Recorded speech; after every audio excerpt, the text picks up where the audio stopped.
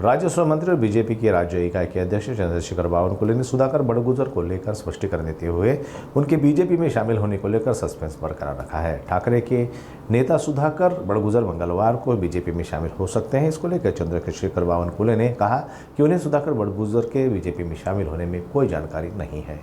सुधाकर बड़गुजर यांच्या पक्षप्रवेशाबद्दल कुठलीही माहिती माझ्याकडे नाही आहे आणि त्यामुळं जोपर्यंत तिथे स्थानिक आमचे सर्व टीम आम्ही जेव्हा पक्षप्रवेश करतो तेव्हा स्थानिक जे टीम असतं किंवा स्थानिक पदाधिकारी असतं किंवा स्थानिक आमदार खासदार असतं त्यांचं सर्वांचं कन्सेन्सस झाल्याशिवाय एकमत झाल्याशिवाय पक्षप्रवेश साधारणतः आमच्याकडे होत नाही।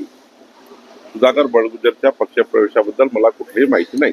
पण असं आहे का की त्यांच्या पक्षप्रवेशाबद्दल काही स्थानिक कार्यकर्त्यांनी काही प्रश्न उपस्थित केले, आपल्यापर्यंत पक्षाध्यक्ष म्हणून पोहोचले आहेत का की नाराजीचा सूर किंवा घेऊ नये असा आलाय का?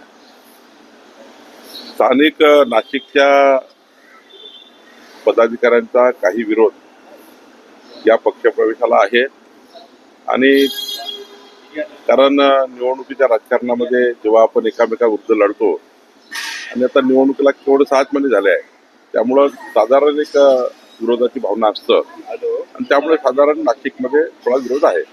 बबनराव घोलप माजी मंत्री यांचंही नाव येत आहे, तसंच मनसेचे माजी महापौर आहे, 2 नावं त्यांची येत आहेत, भाजपमध्ये प्रवेश करणाऱ्याची चर्चा आहे। अजून माझ्याशी आज चर्चा झाली नाही आहे। मी मुंबईला गेल्यानंतर जर पुढे चर्चा झाली तर त्या ठिकाणी काही पुढे जाईल, पण आतापर्यंत माझ्याकडे कुठली चर्चा नाही। मोठ्या प्रमाणात पावसाने नुकसान झालेलं आहे, रायगड असो, मुंबईचा भाग असो, तर पावसाळा सुरू झालेला आहे।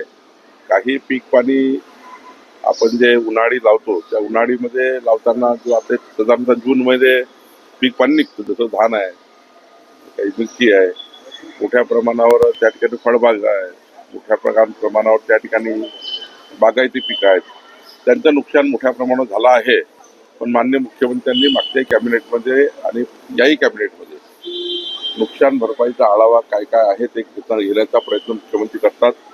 प्रत्येक कॅबिनेटमध्ये पाणी टंचाई, आपत्ती व्यवस्थापन या विषयावर चर्चा होते आणि या आठवड्यात जे काही नुकसान झालं असेल त्या नुकसानाची भरपाई करण्याकरता शासन हे पूर्ण पुढाकार घेतं आणि जी नुकसान झालं असेल त्यांना पंचनामे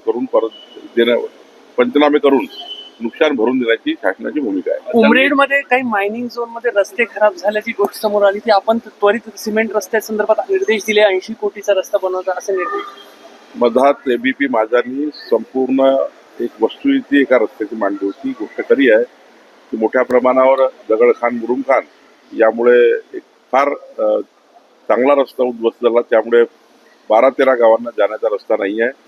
मी कालच हा रस्ता बजेटमध्ये प्रस्तावित केला आणि त्याला कारण 80 कोटी खर्च आहे, खूप मोठा खर्च आहे।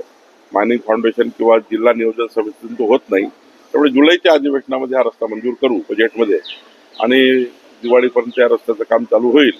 पुढच्या वर्षी कोणाला त्रास होणार नाही याची काळजी सरकार घेईल। जंगली जनावरांपासून गावाचं रक्षण होण्यासाठी नवीन GR आणला आहे।